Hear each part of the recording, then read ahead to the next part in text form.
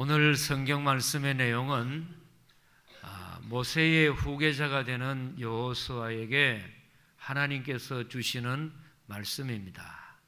말씀의 요지는 어떤 일이 있든지 어느 곳에서든지 너의 삶과 믿음과 마음의 자세는 우로나 좌로나 치우치지 마라. 우로나 좌로나 치우치지 마라. 그러면서 이 말씀은 하나님의 놀라운 의도가 여호수아에게 전해지기를 원하는데, 첫째로는 진정한 하나님과의 믿음의 관계라는 것이 뭔가, 그럴 때에 좌로나 우로나 치우치지 않는 것, 그리고 진정한 개혁이라고 하는 것이 뭐냐. 많은 경우에 개혁한다 하지만은 개혁이라는 것은 과거의 것을 다 부수어서 새 것을 짓는 것은 아닙니다. 원래의 모습을 회복하는 것이 개혁입니다. 그래서 참된 신앙의 개혁, 참된 믿음의 개혁을 하려면은 우선적으로 해야 할 것은 우로나 좌로나 한쪽으로 치우치지 마라. 그리고 더 나아가서 하나님의 임재와 동행하시기를 원한다면은 너의 믿음의 자세는 항상 한편에 치우치지 않도록 우로나 좌우로나 치우치지 마라. 그렇게 살면은 내가 너에게 5가지를 약속을 해 주는데, 첫째로 네가 발로 밟는 곳은 다 너의 소유가 되도록 땅을 허락하여 주리라. 우리는 흔히들 비전이라는 말하고 꿈이라는 말을 사용을 합니다. 어떻게 듣기에는 그 말인 것 같지만은 엄격하게 생각하면 조금 차이가 있습니다. 비전이라고 하는 것은 하나님께서 나에게 주시는 계획입니다. 출발이 하나님입니다. 꿈이라고 하는 것은 나에게서 출발을 합니다. 나는 장래에 이만한 땅을 가지고 싶습니다. 이런 직업을 가지기를 원합니다. 이런 곳에 선교하기를 원합니다. 자신의 계획에 희망과 기대가 주님 안에서 이루어지기를 원할 때, 주님, 저의 꿈은 이런 꿈입니다 할 때에 주님께서는 여호수아에게 네가 발로 밟는 곳은 다 너에게 주리라. 다른 말로 하면 너의 꿈이 무엇인지는 모르지만 네가 원하는 꿈대로 이루어 주리라. 그러기 위해서는 너는 우로나 좌로나 한편에 치우치지 마라.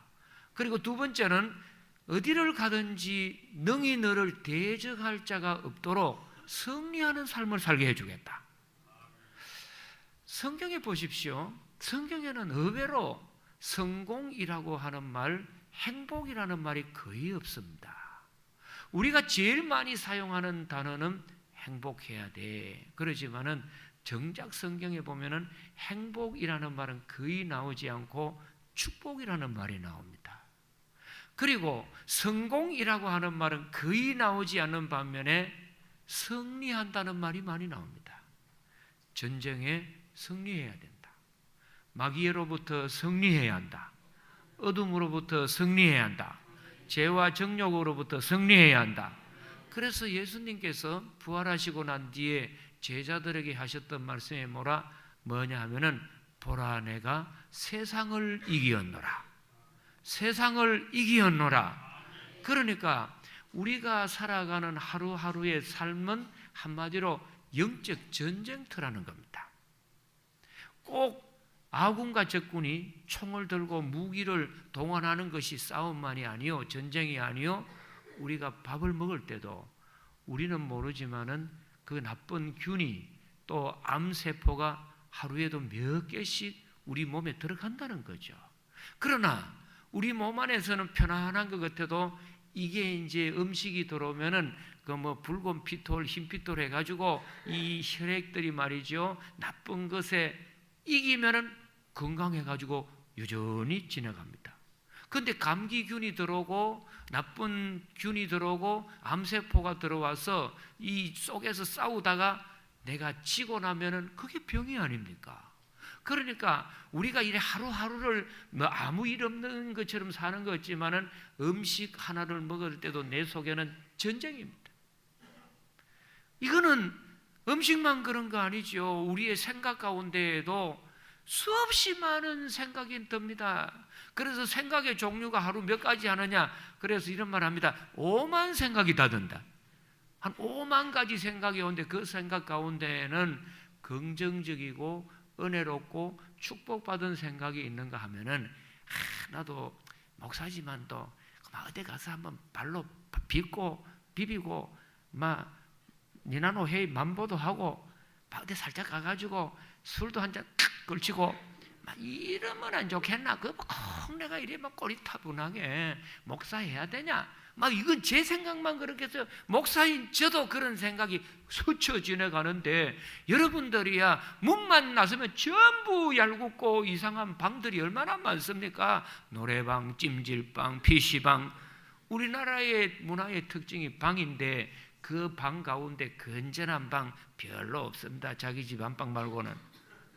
실제로 이게 폭탄 터지듯이 그런데 그런 곳에 가고 싶도록 내 생각이 유혹을 많이 하는데 그 유혹에 생각에 져버리면 그 타락이거든요. 그때 내가 이겨야 돼. 한눈 팔지 말고 집에만 들어가 안방에서 살자. 이렇게 해야 이기는데 이것도 영적 전쟁인데 이런 전쟁만 있는 게 아니지요. 실제로는 악한 마귀가 예수님께 다가와 가지고 예수님에게도 유혹을 합니다. 그러면서 너 배고프지? 그러면은 배고프니까 먹을 게 없으니까 뭐 이거저거 살피지 말고 돌을 가지고 떡 만들어 먹어라. 이 말은 뭡니까? 뭐 질서라든지 상식이라든지 원리라든지 이런 걸 다 이렇게 뭐 무시해버리고 내 배고프고 내가 먹어야 되니까 뭐 사람들이 뭐라 그러면 뭐해 내 방식대로 내 욕심만 채우면 되지. 이런 유혹이 수도 없이 많이 옵니다. 이럴 때 우리 성도님들 정말 영적 전쟁에 하루하루에 승리하기를 축복합니다. 이기셔야 합니다. 그래서 모세 여호수아에게 너희가 가는 곳에 대적이 없도록 내가 너를 강하게 해 줄 것이다. 그리고 세 번째가 뭐냐면은 너의 가는 길을 평탄하게 해 줄 것이고, 네 번째로는 형통하게 해 줄 것이고, 다섯 번째는 내가 너와 함께 하리라. 내가 너와 함께 하리라. 이것을 우리는 임마누엘이라고 하지 않습니까? 그래서 예수님께서 태어날 때 천사들이 했던 말이 뭡니까? 보라, 처녀가 잉태하여 아들을 낳으리니 그 이름을 임마누엘이라 하리라 하니 이를 번역한즉 하나님이 우리와 함께 하심이니라. 그 1번에서 4번까지는 말입니다. 필요할 때만 하나님이 공급해 주시고 그리고 난 뒤에는 없는 듯이 지냅니다. 그러나 하나님께서 늘 함께 하심으로 말미암아 24시간 동행하심으로 말미암아 잠을 잘 때도 주님이 함께 하시고, 그래서 우리 집 대문 밖에 어떤 사람이 대문에서 담장에서 뭔 일을 하는지 우리가 잠자고 있는 동안 우리는 모릅니다. 그러나 주님이 동행하는 사람은 그 순간에도 지켜주시고 일할 때도 지켜주시고 사업을 할 때도 지켜주시고 자녀를 키울 때도 선교지에서도 다 하나님이 함께 하신다고 하는 것이 뭐냐? 이게 바로 임마누엘입니다. 이러면 강한 사람이 있을 때에는 어둠의 세력이나 다른 것들이 함부로 상대하지 못하는 거죠. 그래서 성경에 보면은 모세가 가는 곳마다 전쟁에 이겼던 이유가 하나님께서 모세와 함께 하시더라. 그리고 다윗이 가는 곳마다 전쟁에 승리한 것 하나님이 다윗과 함께 하시더라. 그러니까 우리의 믿음에는 항상 기도의 제목과 내 신앙의 목표가 뭐냐? 주님, 제가 가는 길에 주님이 함께 하시기를 원합니다. 임마누엘 해주시기를 원합니다. 이런 믿음과 기도가 되셔야 합니다. 그러면 이런 믿음의 소유자가 되고 하나님이 주시기 위해서는 우리가 해야 할 일이 뭐냐 하면은 항상 내 마음의 자세가 좌로나 우로나 치우치지 않고 정한 데가 있어야 한다는 겁니다. 그래서 이 본문에 나오는 지금 여호수아에게 하나님이 원하는 것은 좌우에 관계되었을 때 제일 먼저 네 마음의 상태를 정해야 한다. 너의 마음의 상태를 정해야 한다. 이게 흔들리면 안 된다는 거죠. 그래서 우편이라고 하는 것은 대부분 자기를 좋아하고 박수 쳐지고 환영하고 자기 편이 되어지면 우편이라고 합니다. 그리고 대부분 보수 진영은 우편이라고 많이 하지 않습니까? 그리고 좌편이다, 좌익이다 하면은 사사건건이 반대를 합니다. 물고 늘어지고 비판하고 욕해대고 그러는 사람들이 있죠. 그리고 이런 경우에 공산주의라든지 진보 세력을 보고는 좌익이라고 이제 표현을 이렇게 많이 합니다. 그럴 때 이 여호수아에게 하나님이 왜 굳이 하나님께서 계속해서 반복한 말은 너는 강하고 담대하여 마음을 강하고 담대하여 우로나 좌로나 치우치지 마라. 이 말은 뭐냐? 하나님의 은혜와 주님이 동행하기를 원하는 사람들은 뭐부터 흔들리지 않아야 하고 치우치지 않아야 하느냐 하면은 마음의 상태가 흔들리지 않아야 한다. 내 좋아하는 사람들에게만 소리만 들리고 내 반대하는 사람 소리에는 길을 막는 거, 이게 아니라는 거죠. 저는 이 사회복지에 관심이 많아가지고 NGO 단체에 많이 선교로 가지 않습니까? 지난번에도 아프리카 가나 지역에 그 채석장에 다녀왔지 않습니까? 그리고 그전에는 소말리아 지역에 그 난민 구호를 위해서도 다녀오고 짐바브웨도 다녀왔습니다.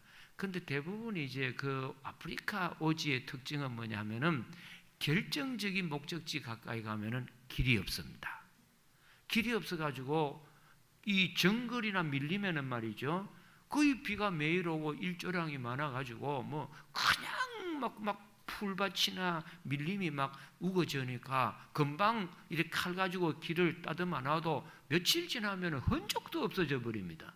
그래서 2시간, 3시간 밀림 속에 목적지 선교지가 있으면 할 수 없이 조그만한 비행기, 경비행기를 타고 갑니다.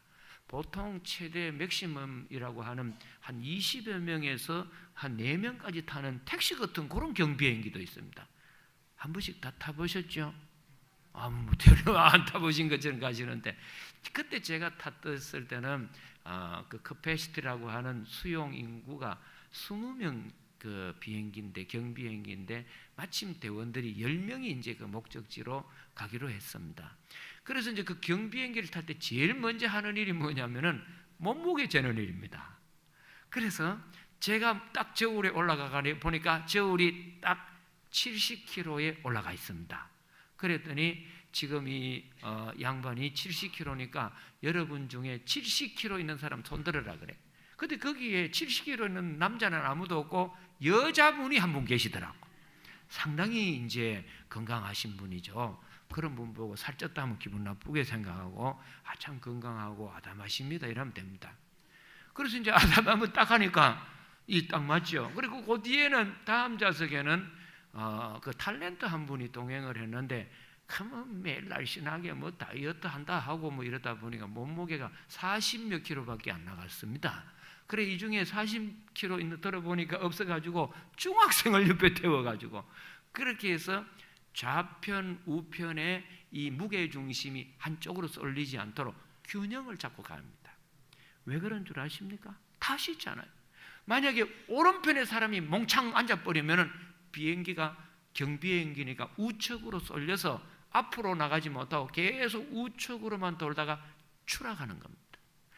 반대로 왼편에만 사람이 몽땅 다 앉아버리면 왼편 힘이 많아지면 왼편으로 돌다가 추락하는 겁니다. 그래서 이것을 이제 균형을 잡기 위해서 좌우편의 대칭이 되도록 무게중심을 잡아둬야 되는 것 아닙니까? 그래서 하나님께서는 우리가 살아갈 때 내 마음의 상태가 주님이 머무실 수 있도록 어떤 일을 만나든지 네가 좋아하는 사람이라고 하는 오른편의 사람의 마음만 둬서도 안 되고, 너를 미워하고 싫어하는 사람들의 마음만, 생각만 마음에 둬서도 안 되고, 그 마음의 깊은 곳에는 뭐가 자리를 잡고 있어야 하느냐? 하나님이 계셔야 한다. 하나님의 자리가 머물러야 한다. 그래서 보세요. 이게 이제 많은 분들 가운데 이런 이야기를 합니다. 그 한 100여 명 있는 사람 가운데 그 목사님이나 사장님을 거의 80, 90%가 좋아합니다. 근데 이 분은 10%가 반대하고 싫어하니까 항상 뭘 말하? 나 하기 싫다는 거죠. 10%만 자기를 반대하고 싫어하는 사람들의 말하고 그들의 행동만 그 사람의 마음에 딱 자리를 잡고 있어가지고 자기를 좋아하고 박수 치지는 사람들의 마음에 자리가 없어져 버려요. 그래서 늘 좋아하는 사람들 생각하면 될 텐데 그 10%안 좋은 사람들 마음만 해가지고 하기 싫다, 힘들다, 못 살겠다, 왜 그러겠습니까? 근데 어떤 사람은 자기를 좋아하는 사람들이 30%밖에 안 돼요. 전부 싫어해도 30%만 가슴에 와 있기 때문에 늘 자기를 다 좋아하고 박수치는 줄 알지만은 그런 게 아닙니다. 진짜 믿음 생활이라는 것은 어떠냐? 내 마음의 정한 자리가 하나님이 내 마음의 자리에 중심되기를 원합니다. 그래서 너무 보수 진영이다, 너무 진보 진영이다 한쪽으로 치우치면 다 심각한 문제가 일어나는 겁니다. 그래서 이 성경을 쭉 읽어 내려가면은 하나님이 복을 주셨던 사람들이 제일 먼저 정하는 것이 뭐냐면은 내 마음을 정하였습니다. 이 말을 합니다. 성경 말씀을 보시면은 특히 다윗 같은 사람이 시편 108편 1절에 이런 말씀을 고백을 합니다.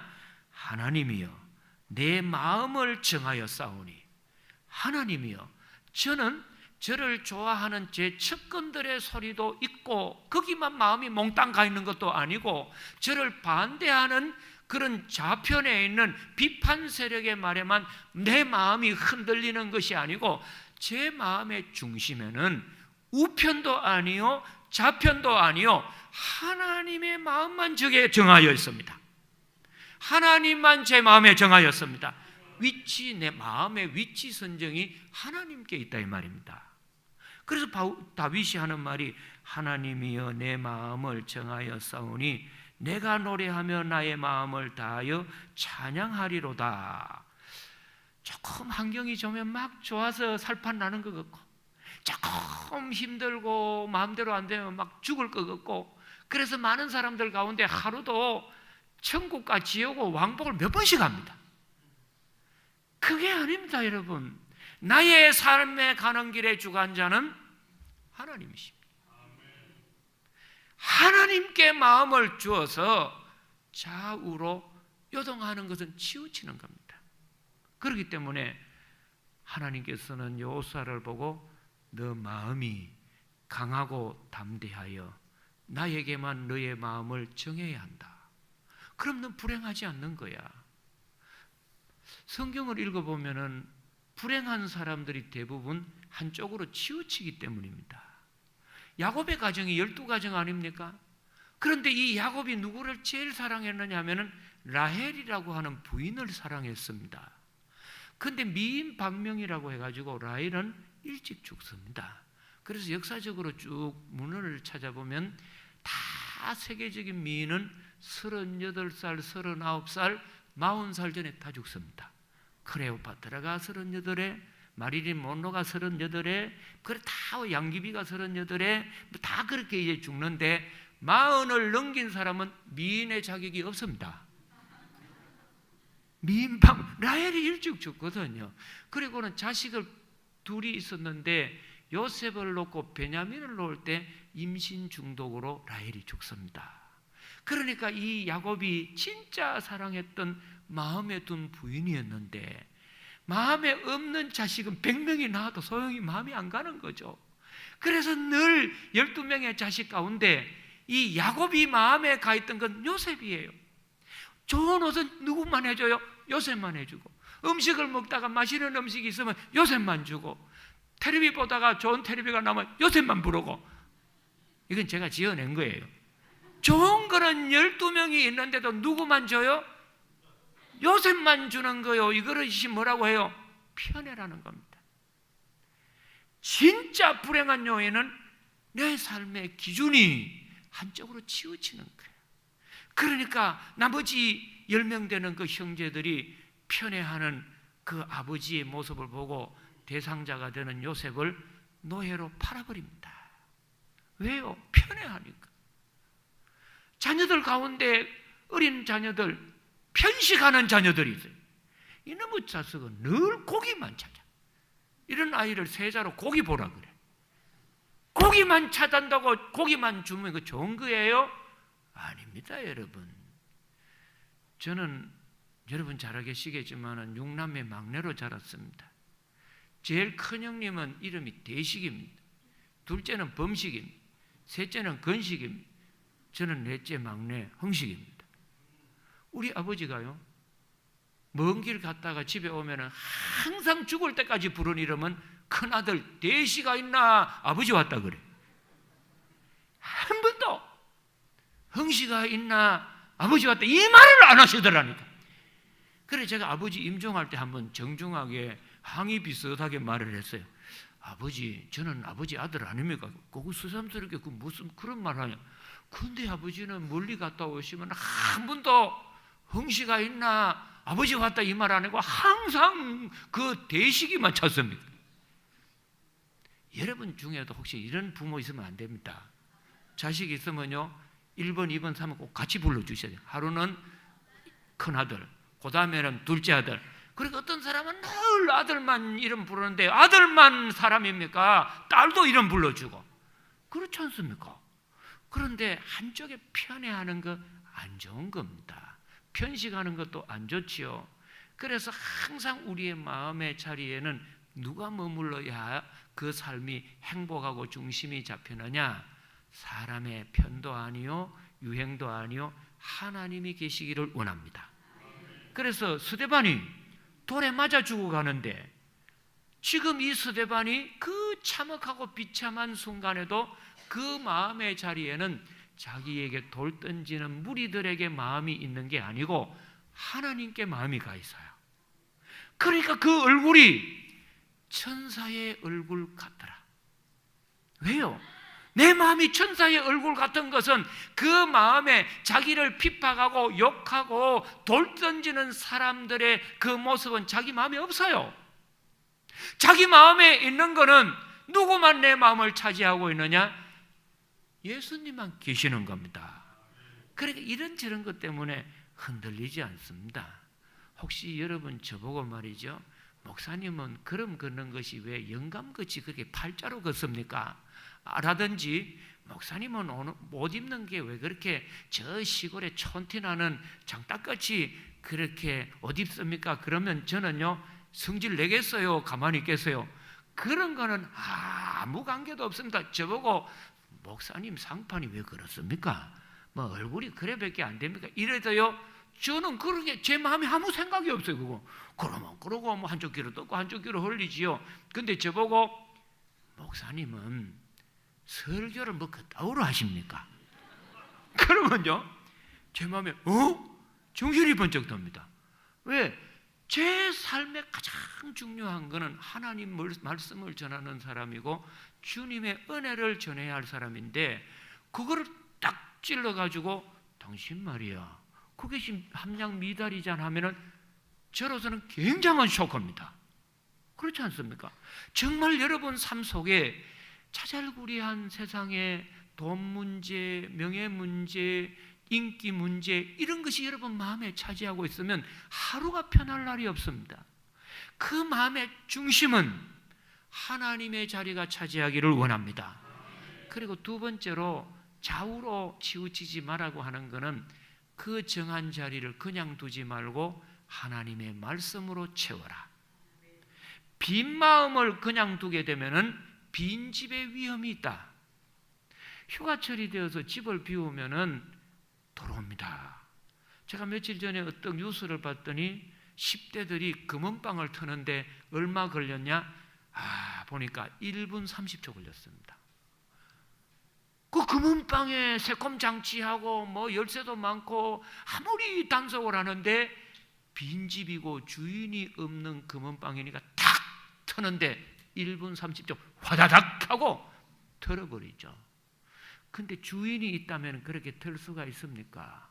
마찬가지로 내 인생에 내 마음에 빈집으로 되어가지고 비어있는 인생이라면 다 털어버립니다.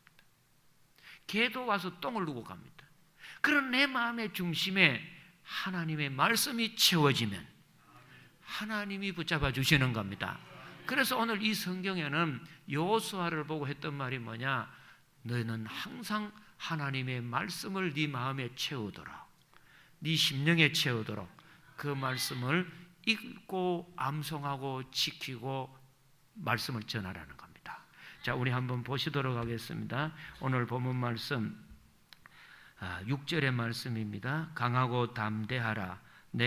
너는 내가 그들의 조상에게 맹세하여 그들에게 주리라 한 땅을 이 백성에게 차지하게 하리라. 7절 오직 마음을 뭐 하라고요? 강하고 극히 담대하여 나의 종 모세가 내게 명령한 그 율법을 다 지켜 행하고 우로나 좌로나 치우치지 말라.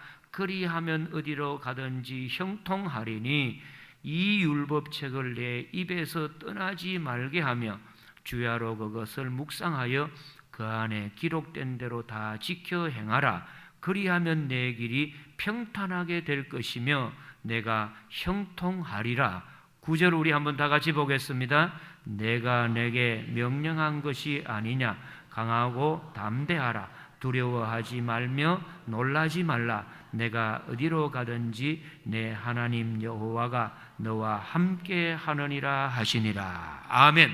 그러니까 우리 마음을 빈 마음으로 주인 없는 빈집으로 두지 말고 가장 힘있고 능력있고 대적할 수 없는 하나님의 말씀이 내 마음에 채워지기를 원합니다.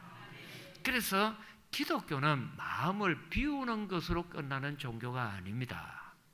기독교는 예수님께서 자꾸 말씀하셨던 것이 뭐냐? 성령의 충만을 받으라. 채우라는 거죠. 빈집의 위험같이 네 마음이 아무것도 없이 비워놓으면 뭐하느냐?